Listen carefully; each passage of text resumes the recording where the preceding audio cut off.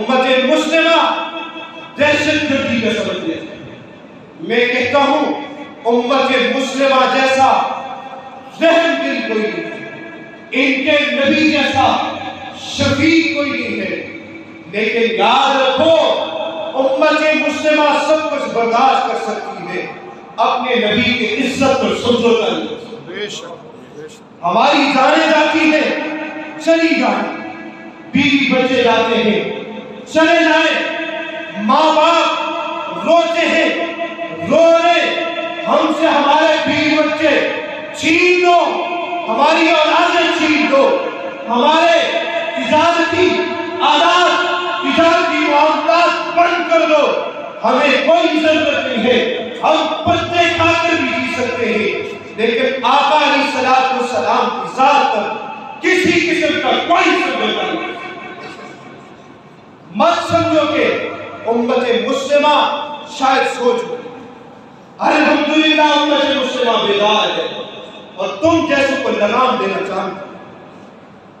اللہ تعالیٰ نے قرآن کریم میں خود ارشاد کیا، میں نہیں کہتا ایسے بدلوں کے لیے، میرا اللہ خود اعلان کر رہا ہے ان الذین یؤذون اللہ ورسولہ لعنہم اللہ فی الدنیا والآخرہ ولہم عذاب الیم.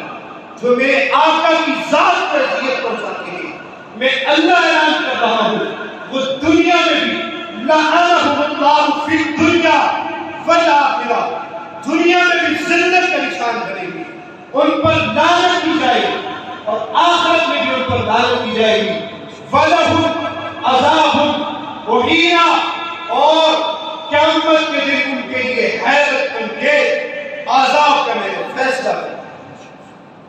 دنیا میں یہ ذلیل ہوں گے، اس سے بڑھ کر ذلت کیا ہو سکتی کہ وہ ایک جانور کا پیشاب کی، اس سے بڑھ کر ذلت کیا ہو سکتی ہے کہ آج پوری امت مسلمہ نے ان کی تمام مصنوعات کا بہکار کیا.